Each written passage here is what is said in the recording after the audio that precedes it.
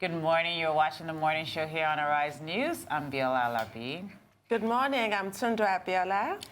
And now in studio we have our guest, Yemi Adamolekun, who's going to talk to us about the debate last night, and Bismarck, Rewane, an economist who we've had on and on and on and on, and we're glad to have you back. And we're going to talk about what you thought about the debate last night.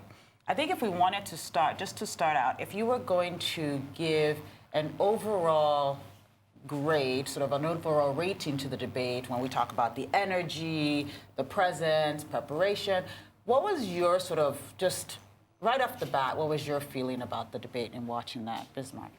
I think it was a low-grade debate. There was no fire, no spirit, no enthusiasm. And I think it just fits into the narrative that Nigerians have lost interest and are probably unenthusiastic about this.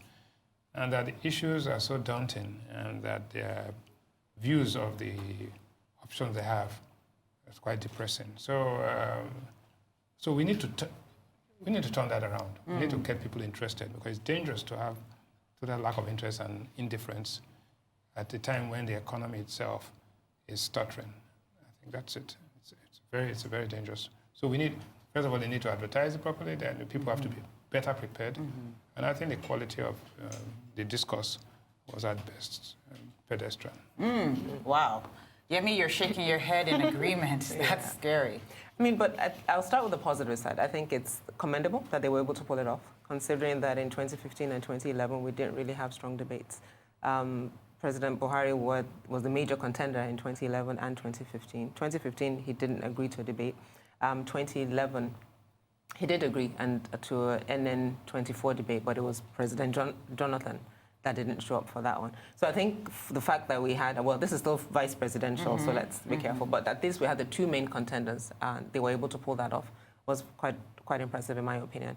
But I think I would agree with Mr. Rewane in terms of the energy, and really for, as I tweeted, for those who are looking for a third option, I think the other three vice presidential candidates and their tickets left a lot to be desired in terms of if you were going to be like, okay, we don't want the two dominant parties, let's look for an alternative. There wasn't really much to get people excited about. Oh dear. So can we now can we delve into the specifics now? Sure. How would you rate, let's start with the incumbent vice president. How would you rate his performance? I think he was conversant with the facts. I think he sounded a bit tired, but he was conversant with the facts. And he, looking into the future, was a very important element, and not going to be dragged about the past that we inherited. You know, so that narrative about what we inherited, that's 4 years ago. We have to get away from that and say, what is the future? How do we attract investments? How do we make this place competitive?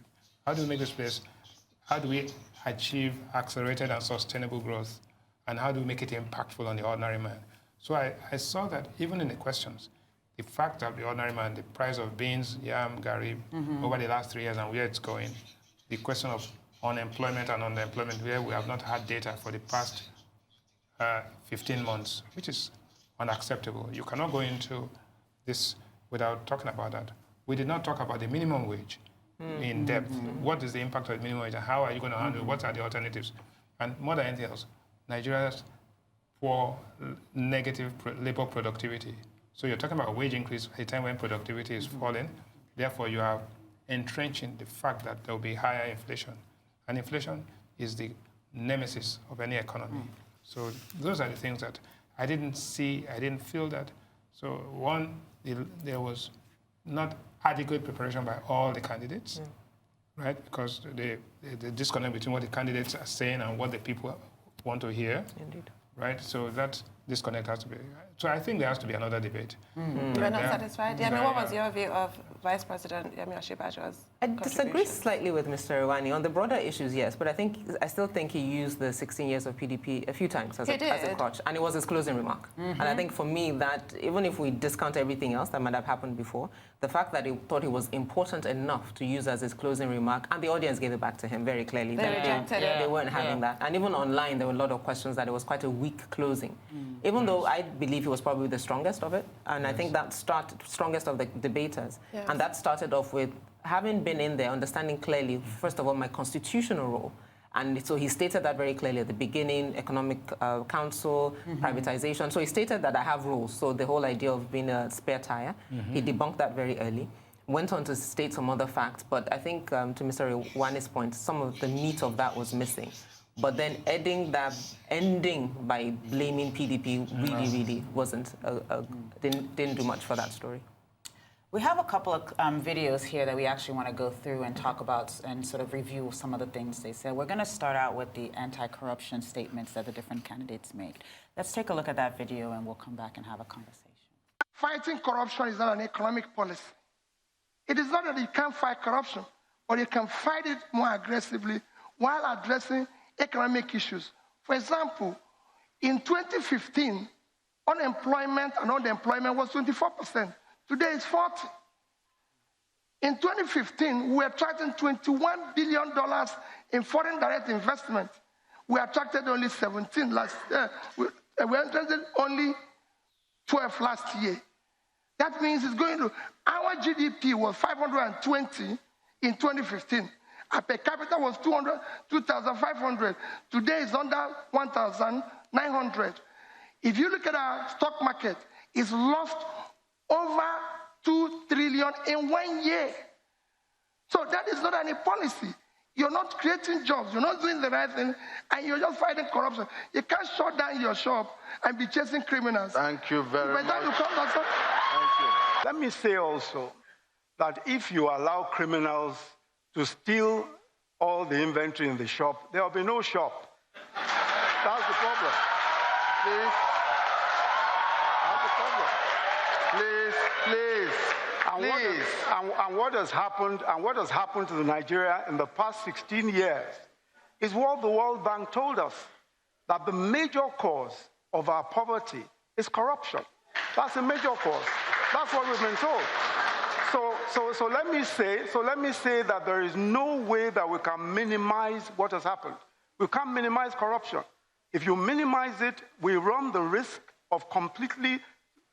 In fact, the argument is lost. We cannot do what we want to do unless we're able to minimize corruption or eradicate it completely, which is what we're trying to do. Thank you. Bismarck, I'm going to come to you first to do some fact-checking on some of the numbers that we had in there. So the first comment that was made by vice presidential candidate Peter Obi was around foreign direct investment and the numbers around that. Do you have any clarity or any sort of any insight to those numbers? First and foremost, the foreign direct investment should be separated from foreign portfolio investment. Foreign direct investment at no point in time had got to that level of 21. So I think it's roughly at about $6 billion. In fact, this year it's about $2.9 billion. It's much, much lower. So, I mean, the point being made is that it's lower. The actual numbers being to support that. Yeah, there are numbers to support that. And in any case, you don't aggregate portfolio investment with direct investment. Portfolio investment is hot money. So you always take that out. And that's the money that is leaving now. And there's the question of borrowing. Nigeria's total external borrowing in 2015 was $10 billion up to $24 billion now. So we've borrowed about $12 to $14 billion in addition. So when you borrow money and pay it into your savings account and you think you've saved more, you haven't saved anything. You've actually increased your liabilities. You're servicing that. And you're borrowing at 9% and you're earning 2% on your portfolio. So that's another weird way of looking at things. But the most important thing is that in economics, we have what we call injections, which stimulate an economy, and leakages, which drain the economy. So what Peter Obi was talking about, we need investments and injections. What Osinbajo is talking about, that we need to block leakages. But the two go together. Yeah. Because what you want to do is to increase the level of investment and have the multiplier effect. So it's not either or. You have to have the two. But at this point in time, the most important thing is that Nigeria needs investment. Investment is a function of confidence. Confidence is not about what you say, but about what you do. So we should be talking about what happened to MTN. We should be talking about what's happening to the multiple taxes. We should be talking about the things that are discouraging investors from bringing their money on. When I say investors, I'm talking about Nigerian investors here, diaspora investors, portfolio investors, and direct investors. All of these guys are not, they're going short on the Naira because they are not quite clear and they cannot say confidently that this is the policy direction of this country. Yemi, based on that video as well, I want to talk about what he was saying, which is what Vice President Osinbajo was saying, which is about the leakages, which is around the corruption issues, and that's sort of a lot of the areas you work in. When he talks about what the World Bank says, how do you feel that he was able to demonstrate their stand on corruption yesterday and the progress they've made? I think the point he made, which, it was a good point, good TV at that point. Nice entertainment. Indeed. Mr. Obi's comment and his comeback, very apt. But I think the general sense is that Nigerians don't feel the fact that they're fighting corruption in a very meaningful way. So this administration is very clear that they're fighting corruption. And they talk about monies recovered, assets recovered. But there's no, for your average Nigerian, at least for me, it's not something you can sort of feel in real time. So it seems a lot of talking, but you can't really see. And Nigerians also, I think, tend to, we see their fights through the lens of people who are paying. So there has to be a penalty. So who has gone to jail? Who has been arrested? Who has stopped? And then also the fact that the fight seems very skewed towards those in the previous administration. Who in this administration, in that sense? Yes, people talk about Bashir Lawal, who was fired, but he hasn't been prosecuted. So there are those sort of concerns that it's not really in real terms. And then secondly, to Mr. Rewane's point, in terms of investor confidence, it's not just around blocking leakages, but also the rule of law. And I think this administration has failed woefully around the rule of law. And unfortunately, that wasn't discussed at the debate, but it's a really important one. So as much as you're fighting corruption, if you're not obeying your own court orders, what does that say to anyone who's looking at this and saying, okay, these people are serious about, and because ultimately the thing about corruption is you want to hold people accountable for their actions. Simple. I don't care if you've stolen 10 or you've stolen 10 billion. Let the process be fair, and let it be clear that we're holding people accountable. But if the person who stole 10 goes to jail, and the person who stole 10 billion is able to buy his way out of jail. The most recent report, I think, article, Joseph Dariye, who's actually in jail, he's still getting paid his allowances, and it's in the millions. Joshua. Joshua, thank you. So what are we talking about? And for me, those are the more real things that not the talking, but that's those what are the people more see. So exactly. what you do more rather than what you say. say. Exactly. Now, back to Mr. Rewane's point about the balance between injections and leakages, but also is the point about balance between Professor Osinbajo being overly keen on harping on about this 16 years of misrule, whereas the criticism of PDP is that they don't address it at all, that they try and sweep PDP's record of massive corruption under the carpet. So where do you think the balance should be struck? I think that there's an understanding between the difference between a stock of money and a flow of money. What is going to take you forward? What is going to make you take people out of poverty? What is going to give people Human Development Index positive direction is how you deal with the future. You can attribute the past and then deal with it by jailing people and all that, signaling that, okay. But a stock of wealth will always get finished.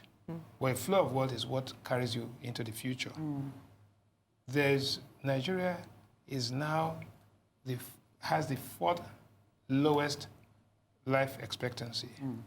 Nigeria has gone back to about 59% level of illiteracy. So in terms of your education spend, your healthcare spend, right, and your investment, all of these things are pointing directionally negative. So you've got to do something about that. And it's important, what lessons have we learned from the past so that we don't repeat them? But more important is, do you understand the future? Are you going to take this country into the future? That is where the things like what the Vice President's office is doing, what they call payback, about ease of doing business. There are little things, but they are very important. Visa upon arrival, filing your forms at the CAC. There are so many little things which are important to international investors to make life easier. If you arrive at the airport now, Nigerian, non-Nigerian, you can see there's some form of organization. Is it sustainable? Now, that's another issue, right? But the thing that really annoyed me yesterday about the debate is that there are key issues like the concessioning of the airports, right? And the nonsense about trying to have a national carrier when national carriers are being... the whole idea of rehabilitating our pipeline so that we don't have tankers and the Apapa gridlock. These are things that have caused mayhem, economic mayhem in this country. We should talk about what is the solution. Not it's enough to say you created a gridlock or you stole the money in the past. What is the solution? What next? Yes. I didn't hear solutions of taking us next to make us competitive. That is where I think there must be another debate. What are you going to do about this? Well, and let's test it. Well, you referred to ease of doing business, so this leads us to our next video that we have for you, which is about the debate on the economy. Let's take a look. You have to look at the components of your contribution of various sectors to your GDP. And if you look at it, one component needs to be tackled: manufacturing. No country that is doing well, if you look at the GDP of China, 40% is from manufacturing. Indonesia, 40%. Malaysia, 40%. Even in the Western world, yours is under 8, and your factories are closing down. So you need to reverse that and you need to support your SMEs properly, not just saying, I will support them, but to do it more efficiently. You can look at your loan portfolios. Today, the total loans by the banks is 19 trillion, and only 0.5%, about 5%, 0.5% of that goes to your SMEs. When in other countries, it's about 20%. So there's no way, if you can support the SMEs properly and be able to work on your manufacturing, which then leads to you must do something with your power. Because what you're generating today is too low. Look at your competitors. The lowest that you can see in the mint countries is Indonesia, that's generating 50,000 for 250 million people, and you're generating about 4,000 for 200 million. First, let me say that GDP has grown consistently in the past 6 quarters. It's continued to grow, and it will continue to grow. The trajectory is upwards, clearly. The second thing to note is that we are lending, and because MSMEs are extremely important, small business is extremely important, including petty trading. We are lending the highest ever to small business in Nigeria, beginning with the government enterprises and promotions, and government enterprises and empowerment scheme, where we're doing about 35 billion in the cycle. BOI is doing about another 20 billion. Aside from that, we're obtaining from the AFDB $500 million for entrepreneurship, just entrepreneurship. This is the highest lending ever to the MSME sector. I've been to 20 different states in Nigeria on what we call the MSME clinics. And in every one of those states, what we've done is that we've taken the regulatory agencies to the MSMEs. And we've set up in many of the states, a one-stop shop where the regulatory authorities function. Because one of the chief problems that MSMEs have is access to the regulatory authorities and answers to their various questions. Now that is being done. In addition to that, we've set up shared facilities in several different states. A shared facility is a place where you provide equipment, where you provide machinery that the small business cannot afford. And then the small businesses come and use it and share it. We've also put power. Infrastructure, as I said, is critical. We put power in markets just so as to be able to encourage small business. In our area market, for example, in Abia State, we now have there a megawatt power plant, which just supplies the market aside from solar facilities there. And that's what we've done also in Sabongari Market in Kano and several other places where we put infrastructure. Infrastructure is key to all of these things. That's an interesting video with the Vice President clearly proud of his work with MSMEs and the one-stop shop. But obviously, Peter Obi has different ideas and that we're lagging behind the other mint countries. But we need to go straight to another video where they discuss the important topic of subsidy. Let's take a look. I think the major problem with subsidies are just the abuses that can attend a subsidy. A subsidy is not inherently a bad thing. It's really the abuses. And I'll explain very quickly.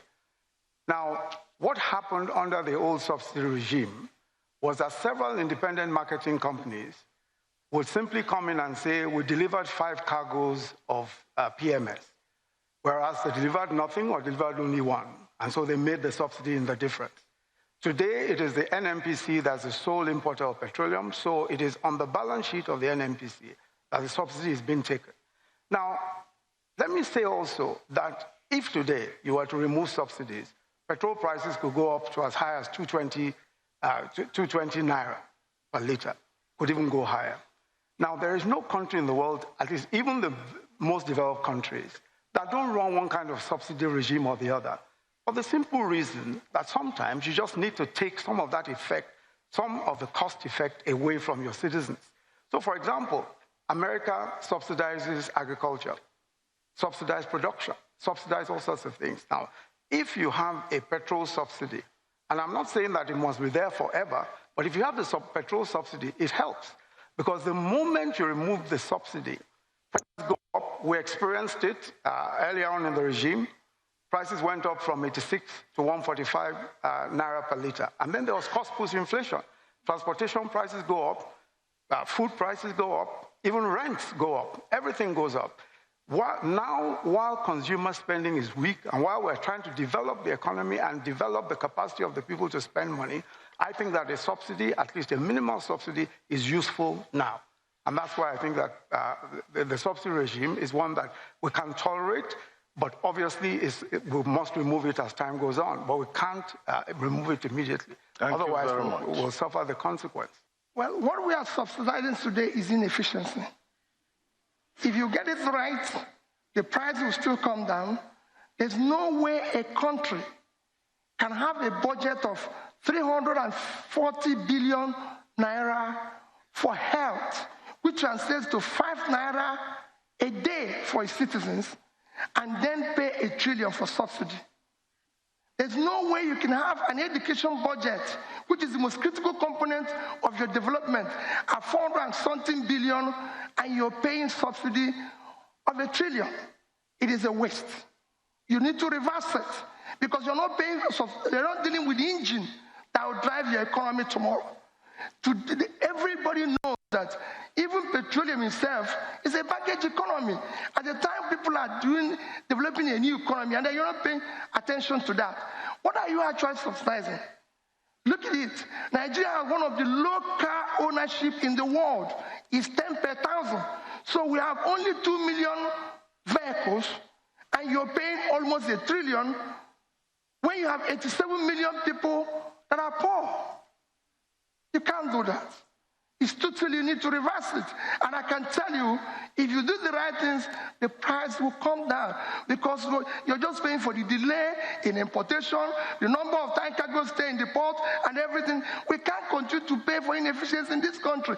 I can tell that you can remove it, do the right things, the price of petroleum will come down. My rebuttal is simply this, that the question to ask the Nigerian is how much we're prepared to pay for petrol. That's the question. Because if you say to a Nigerian, remove subsidy or not remove subsidy, you hide the fundamental question. The fundamental question is, are you ready to take a 40 naira increase in petrol prices today? We say no. We say that the average Nigerian cannot tolerate that price increase. That's what subsidy is about. Wow. That was a very interesting discussion around subsidy. I think this probably was one of the most robust conversations. Yes. Maybe not as factual, because I saw some head shaking going on. And also we're focusing, remember, on really the two candidates of a debate of 5. But sure. Yeah. Well, we will change that hopefully before this is over. So guys, please in the gallery, let's change and let's hear from the other candidates as well. When we talk about subsidies, this is always a hot button issue in Nigeria. You saw it yesterday. What actually are we prepared to pay at the pump? It's not what you're prepared to pay. What you need as against what you want Are two different things. Fair right? enough. Okay, so we teach kids that from a very young age. So the reality is not how much you can afford to pay, it's how much you are able to pay. So the willingness to pay and the ability to pay are two different things.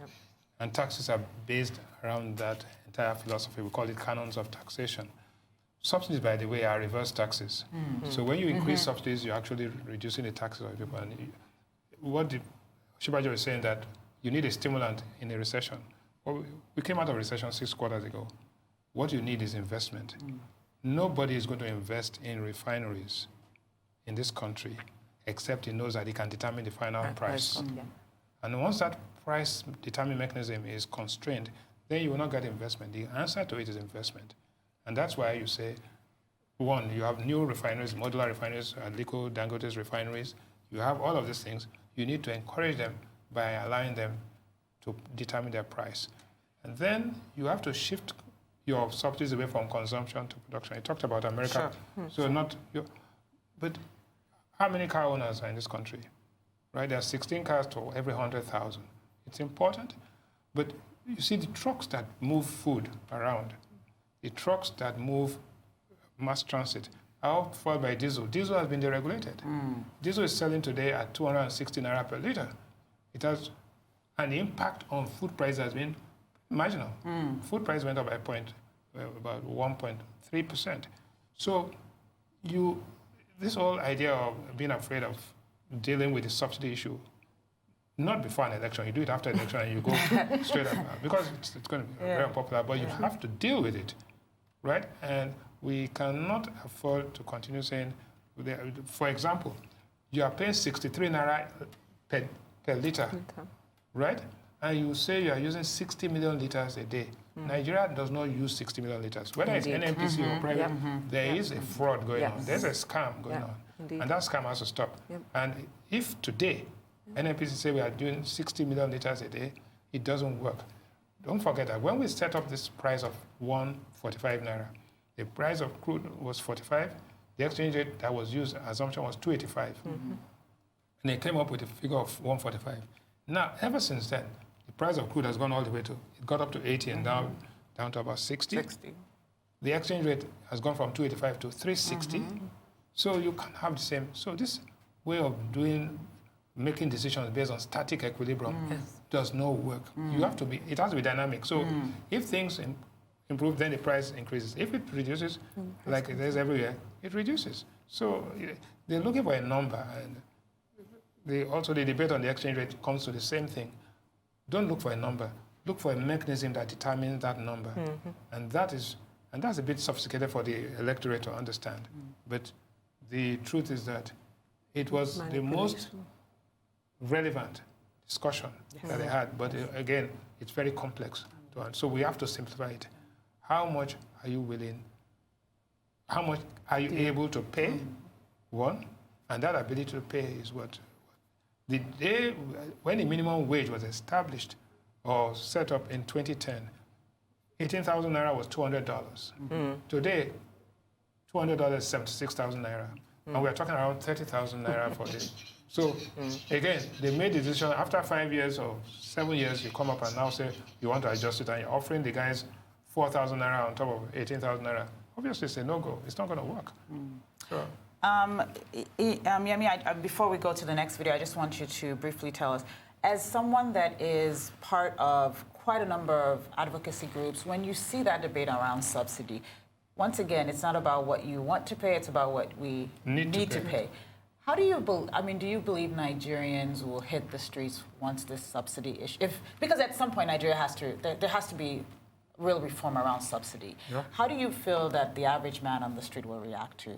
I think a lot of education needs to be done. And I think to Mr. Rewane's point, the issues are a bit complex, but they also can be made easy. One, as he said, you don't do subsidy removal before an election. Quite bad strategy. Unless you want to lose. Quite honestly, I personally believed especially because they campaign, I think that's part of the challenge really is a bit of the dishonesty of this conversation. President Buhari, while campaigning, said there was no subsidy, that it is a scam. That was part of what he said coming into office. Now, if he came into office and the first day he came in, he removed that subsidy, we will not be having this conversation now. Because quite frankly, I believe at that time, Nigerians in this whole wave of change and this whole perception that he's a no-nonsense type of person, everybody will sort of have kind of watched him. And then you're removing it at a time when the dollar price was low, so much lower. So it would have given also people a bit of time to adjust. But more fundamentally is education. There's a clear distrust between citizens and government, and there's a sense that the government has money. So you cannot tell me you can't afford it. We were very much a part of the Occupy protest in 2012, and the premise of that was very simple. Yes, you say there are leakages, your borders are porous, marketers are corrupt, and I'm like, okay, put marketers in jail, put security on your borders. Do not penalize Nigerians, because from a country that you believe has money, if this is the one thing Nigerians feel they're getting from government, you can't now say because we are inefficient and incompetent, you then get to pay for it. Meanwhile, salaries of public officials don't change. Our National Assembly members, which we're always using as a reference, their millions go untouched. But you say, oh no, subsidy is why we're poor. No, Nigerians aren't going to buy that. But if you step back and you have a longer-term plan, that this is what we want to do, and I was glad at least the Vice President acknowledged that in saying it has to go. But Peter Beaver was very right, you're funding inefficiency. If we have a longer-term plan and we begin to work and letting Nigerians understand the dynamics, and you also begin to make your other systems work, make quality education free, and you're showing that, we're putting the money into this so that you, in a sense, can technically pay more taxes, and that we're using it that way. So the dishonesty from government on the issue is a really, really big part of this problem. And also, and not only dishonesty that there's no subsidy, which there is, and then you go from, I think, the probably proper figure based on the number of cars and the consumption for power, as you said, not just cars, is probably maybe 20, 25 million litres is what we're saying. Yes. But NNPC is saying we use 60 million, we're paying them for 60 million, and we know it is a fraud. And for questions that have been asked, Femi Falana went to court in trying to get freedom of information on their books are closed, and yet we're having this song and dance about it. No, so very dishonest, I think, is my own thing about the policy of government's position on subsidies. Indeed. So when you want to remove it, you can't then blame citizens for being on the streets or protesting, because the premise of it being bad is a lie. This really feels like a Band-Aid that you at some point just have to rip off. Remember that we went from 87 to 145 naira and nobody demonstrated. A few people did. But it wasn't the kind of shutdown you had in 2012. The trust deficit of Jonathan's administration was quite high, so that's why there was. At the time Buhari removed this thing, he still had a lot of goodwill. Yes, exactly. Indeed. We're willing to give the benefit of the doubt. And people say, okay, and obviously there was no, subsidy was reduced, and there were no queues for a long time. The moment these things are rearing their head is the time when even the trust deficit of the Buhari administration is becoming very high. People don't trust the administration anymore. So there's a question of data integrity, there's a question of body language, and there's facts. People just think that empirical evidence that is being given to them is totally different from anecdotal evidence which they feel. So what you see, what you hear, and what you feel are three different things. That's what the problem in Nigeria is today. We're going to go to our next video. Let's quickly take a look at the next video. If you look at the economy, aggregate investment is not where I'm going to look. But look at the shallowness of the economy, starting from everything. If you look at, let me just use one thing, your capital market. Your capital market today is only $30 billion. It just lost $2 trillion anyway, about almost $8 billion in the past 1 year. But look at it. South Africa is $900 billion, the second economy in Africa. That shows the shallowness of your economy, because what you're doing is that you have a government that is trying to do what it's not supposed to do. The role of government is supervision and create the support and the guarantees that will enable private sector to drive the economy. So that investment needs to triple, because it's even low compared with that's why your size of your economy is very shallow.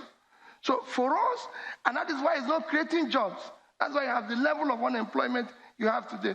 So if you're talking about how to drive up the investment, if you look at everything that's been done, is that you need to look at the overall economy, regig it properly, where the private sector would drive the economy. There will be more investment. A lot will happen.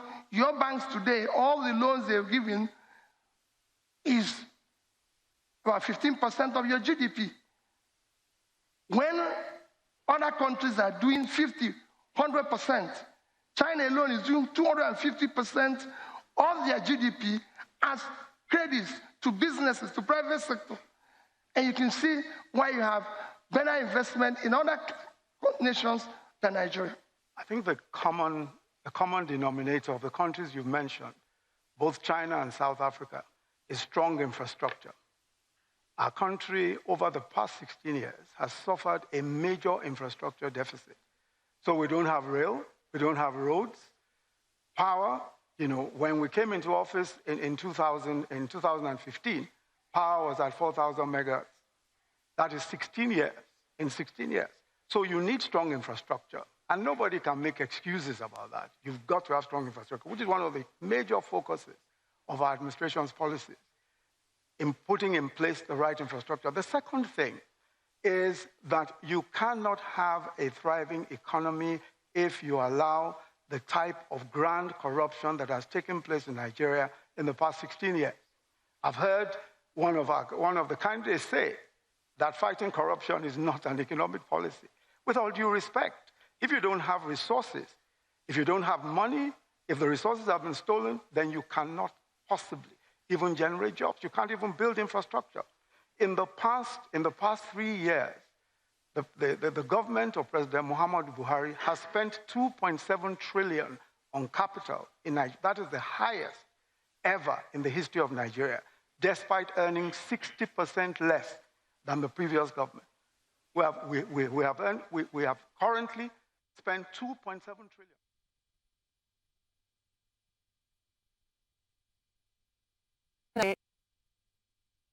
As presented by Peter Obi, and Yemi Osinbajo reaching for his go-to phase the past 16 years as an explanation of why the government is still in the process of creating the enabling environment that private sector needs to thrive. So I'll start with you, Mr. Rewane. I think there's a fundamental question you have to ask. There are three different stages in economic transition. One is the command economy stage, which is the military and the retired military who believe that everything has to be fixed. Then there's the mixed economy model, which is where I would say Buhari and Osinbajo are in the early stages of mixed economy. And then you have the free economy.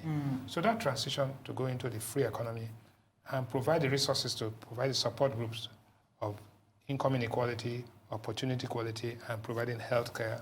Because you can't jump all the way to that free economy without providing social support. If not, you will have distortions and chaos, you know, and militancy.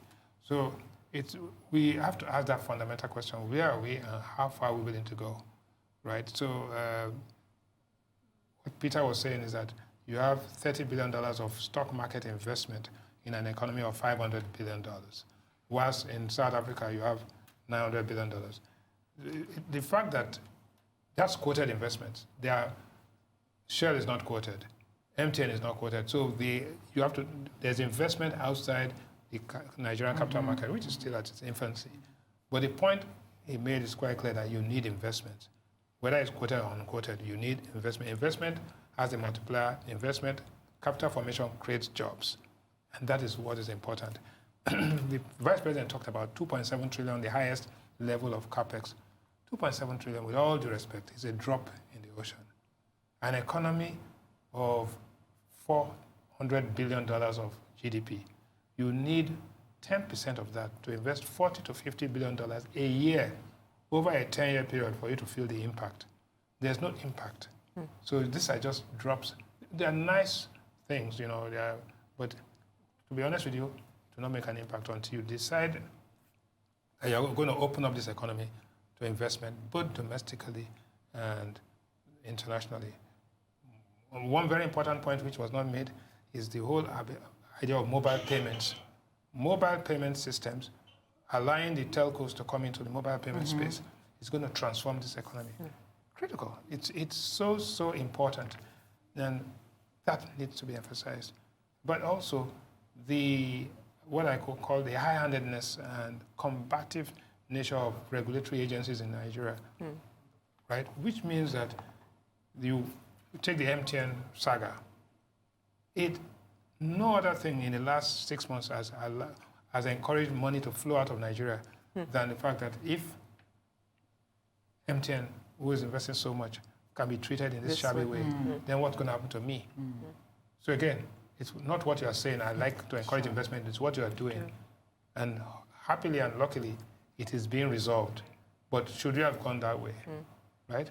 Should the economy have gone into 6 quarters of recession?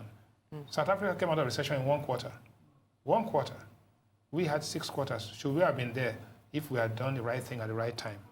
But again, we are where we are. It's better late than never. So I think the whole debate, we must have more of this debate, not only when elections are coming. We should have the debate. The president had only 1 town hall meeting with the press in the 4 years that we should have those town hall meetings every month so that it's questioned as to what are you doing, how are we going to do it. It's not a end of term exam. It's a continuous assessment process. I think that's my... I like that analogy, the education analogy. Yemi, what's your take? No, I think I'd definitely take from Mr. Rewane in terms of the continuous assessment, but also just the connection between what, as far as citizens, what they're saying and what people feel. I think there are things that do need to happen, they're building blocks to actually correcting decay of 16 years. So yeah, we'll give them that. There are things that the PDP government did that you need to come in, clean up, rebuild. Fair enough. However, that cannot be the song and dance. And continuous song and dance, and that's what we're doing. Because ultimately, if I use Mr. Rewane's analogy, and people say that now, that at least under the PDP administration, money was flowing. So corrupt or not corrupt, or we felt something was happening. But in this sort of closed, tight, you're blocking leakages and nothing is happening, your fight connotes to a citizen pain. And not pain that you are talking in sort of real meaningful terms around alleviating. I mean, the trader money, market money thing has gotten really bad backlash. In their mind, part of their plan, they are helping, but it's gotten really bad backlash.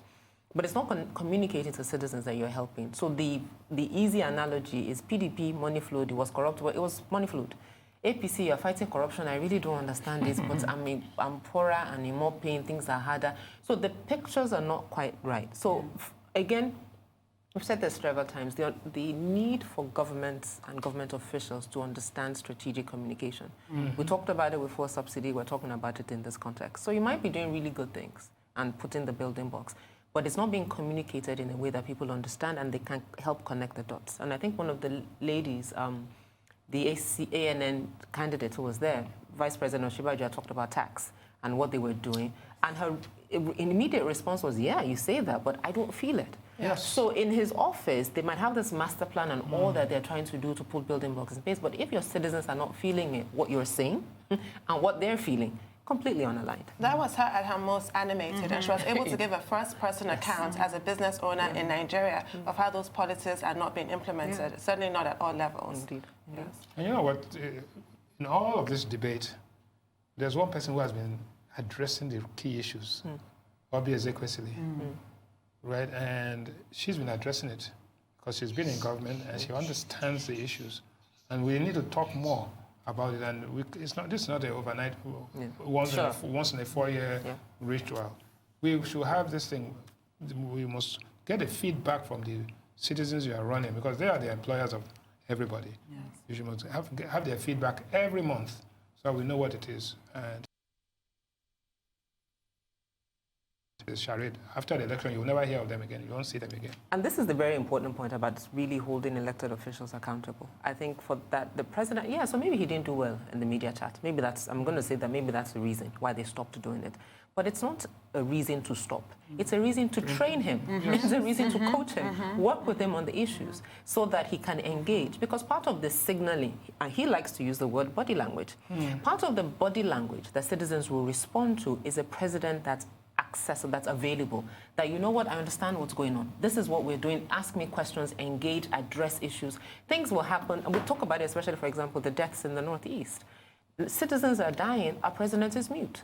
So it's the whole cycle of really carrying citizens along on this journey that you're going on, which is why citizens are like, look, it doesn't, maybe we don't know where you're going, but you're not communicating it to us. Therefore, the whole clamor for, we want alternatives. And for me, that's really a big part of that. Oh. Thank you both so much for being here this morning. We hope to have you back. We hope there are more debates. Yes. If there is just one piece of advice that you have for the next debate, for the candidates going into the next debates, what would it be? First of all, they've got to advertise it well in advance so everybody's keyed into it. And candidates have to be very well prepared. All right? And it's not residual knowledge, it's prepared knowledge. You have to prepare for it because you are dealing with the destiny of 180 million Nigerians. And I think it's very important. And it's about the future, not about the past. Indeed, I can't reiterate that more. Definitely being prepared for it and understanding not in the theory of policy language, but you're talking to citizens who are going to vote. Let me understand what you are saying in language that I understand that aligns with my reality. Thank you so much. Thank you. Thank you.